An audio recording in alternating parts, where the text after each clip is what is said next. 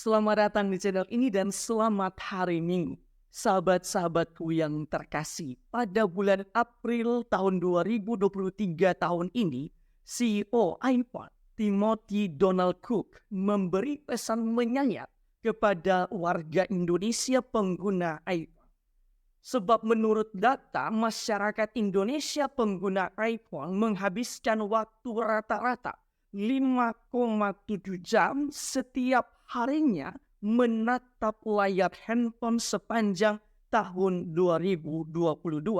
Angka ini meningkat tak jauh dari durasi bermain handphone rata-rata 5,4 jam per hari di tahun 2021.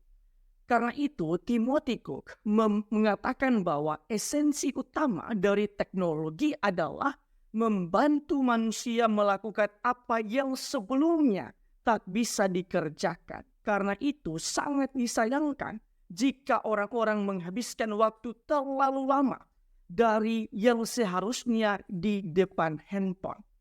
Ia juga menegaskan, filosofi saya, jika Anda melihat layar lebih lama ketimbang bertatapan mata dengan sesama manusia, ada yang salah dengan Anda. Apa yang dikemukakan oleh Timothy Donald Cook mungkin terjadi juga dalam kehidupan beriman kita. Sebagai orang beriman, kita juga bisa mengatakan bahwa jika kita lebih memprioritaskan bermain handphone jauh lebih banyak daripada bermain atau bercengkrama bersama dengan Tuhan, maka ada yang salah dengan diri kita.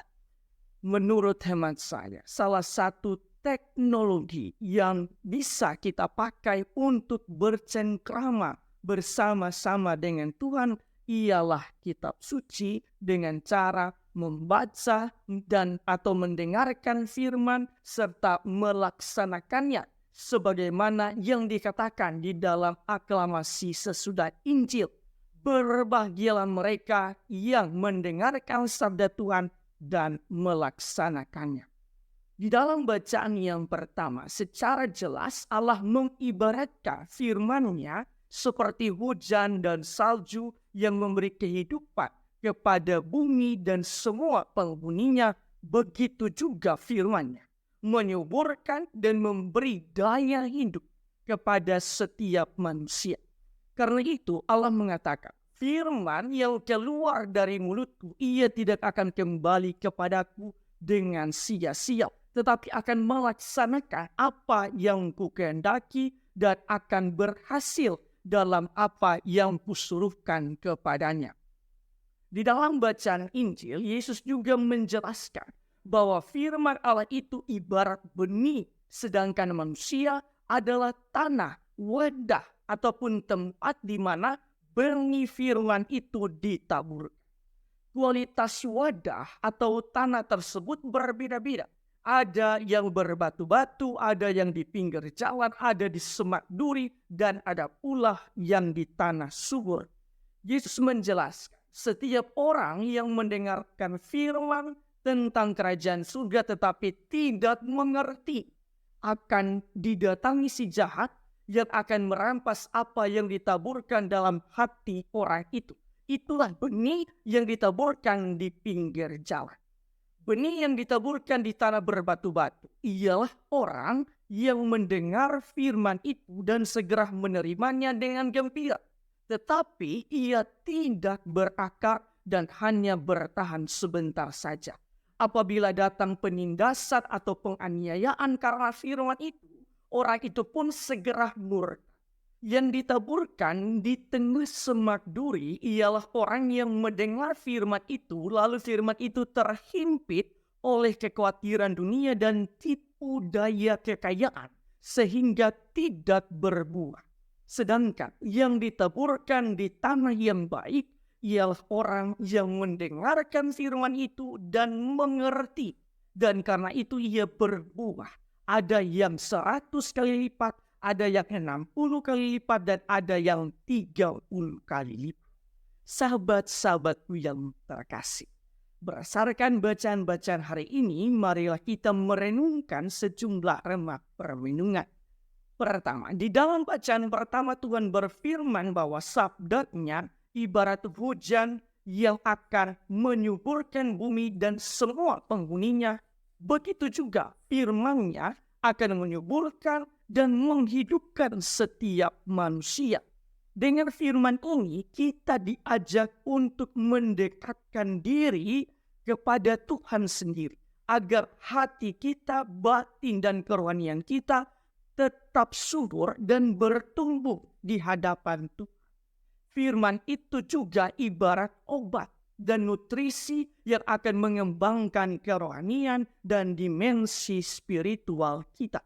Sebagai orang beriman, jika diri kita hanya mengkonsumsi semua yang ada di media sosial dan jarang membaca dan merenungkan sabda Allah, maka hidup kita pasti akan terasa hambar dan seperti tidak memiliki pegangan di dalam hidup ini. Kedua, kita cenderung menghabiskan banyak waktu di media sosial dibandingkan dengan mendengarkan sabda Allah. Terkadang kita tidak mau ketinggalan berita atau informasi, karena berita dan informasi itu cepat sekali berlalu dengan berita dan informasi yang baru. Maka menjadi pertanyaan refleksi bagi kita, apakah juga kita tega membiarkan kabar gembira atau firman dari Tuhan berlalu begitu saja karena kita lebih tertarik untuk menonton dan membaca berita di media sosial. Ketiga, menurut hemat kami, kita perlu membuat keseimbangan di dalam hidup ini, yaitu mendengarkan berita dunia dan mendengarkan kabar berita dari Tuhan melalui firman-Nya. Tidak ketinggalan berita atau informasi duniawi haruslah diberikan dengan tidak juga ketinggalan berita gembira dari Tuhan melalui firman-Nya. Firman Tuhan akan menjawab seluruh kebutuhan hidup rohani kita sehingga hidup kita berbuah.